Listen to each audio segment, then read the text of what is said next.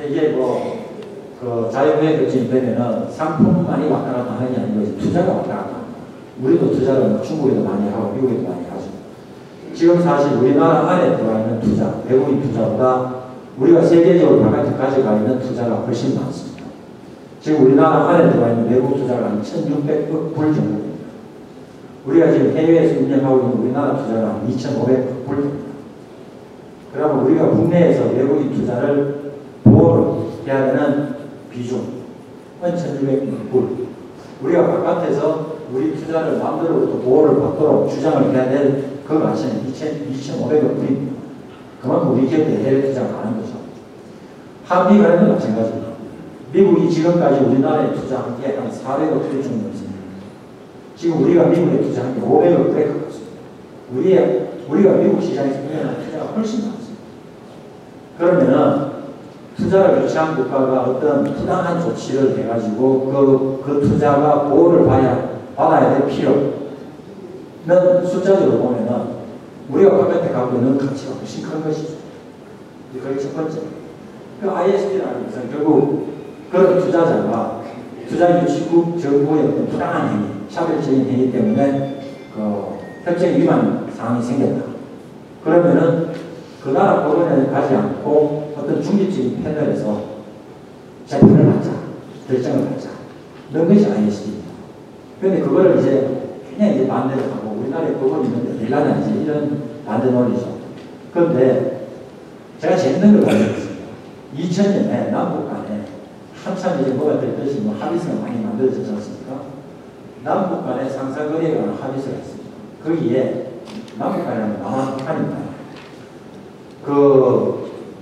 어떤 중재에서 문제가 생기면은, 거래에서 문제가 생기면은, 남한 기업이 북한 법원에 가서 설 수가 있겠습니까? 네? 상상을 할 수가 없죠. 북한의 법원에 우리 기업이 가가지고, 그죠? 분쟁을 일으킨다는 것이. 그런데 상대편도 마찬가지, 어떤 것 같아요? 우리는 우리 법원이 아주 정당하고 잘 되어 있다고 보지만, 저쪽 편은 북한 기업이고, 거기 기업이 있는지 모르겠습니다. 하여튼 북한 기업이 어떤 일로 남한 법원에 서는 것 자기를 보지 않는다. 이거죠. 그래서 남북 간의 상사거래가 합의서에 보면 거래를 하다가 뭐가 충돌이 있거나 분쟁이 생기면 중립적인 패널을 만들도록 되어 있습니다. ISD하고 비슷한 개념이에요. 그 패널을 어떻게 만드느냐? 3명으로 구성을 하는데 북한 사람 하나, 남한 사람 하나, 중립적인 인사 1명 해서 3명이서 결정을 합니다. ISD도 똑같이 되어 있습니다.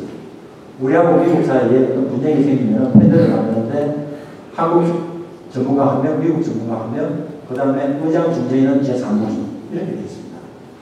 그러면 제3국에 대해서는 누가 붙느냐? 서로 합의를 해야죠.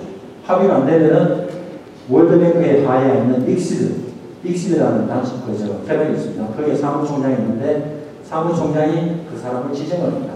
이렇게 되어 있습니다. 근데 그거 가지고 또 반대쪽에서는 그 익시드라는 게 전부 다 선진국들이 입김이 작용하는 건데 그거 되느냐? 그런데 남북한 합의서에 보면 똑같이 되어 있습니다. 패널의 의장 중재위가 서로 합의해서 하지 안 되면 익시드 사무총장한테 의뢰합니다. 이렇게 되더라고요. 남북한에도 그렇게 되어 있습니다.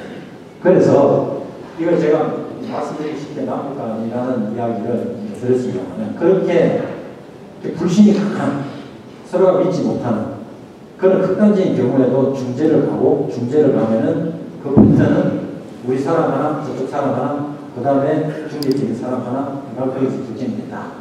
이런 것이 익시드의 기본 패턴입니다. 그런데 그 익시드라는 것이 1966년에 발효가 된 협약입니다. 국제협약입니다. 거기에서 이제 ISD를 준용을 해서 쓰는데 우리나라는 거기에 1967년에 가입했습니다. 67년이 굉장히 오래됐죠. 그리고 지금 그 가입 국가들이 몇 나라냐? 147개국이었습니다. 그런데 두 나라는 최근에 빠졌어요. 한 나라는 볼리비아 2005년에 탈퇴했습니다. 또 한 나라는 에콰도르인데 2007년에 탈퇴했습니다. 그런데 여러분들 들어보시겠지만 지금 남미의 좌파 정권이 3개가 있습니다. 제일 첫 번째가 베네수엘라, 두 번째가 볼리비아, 세 번째가 에콰도르입니다. 지금 이걸 탈퇴한 두 나라가 바로 볼리비아하고 에콰도르입니다.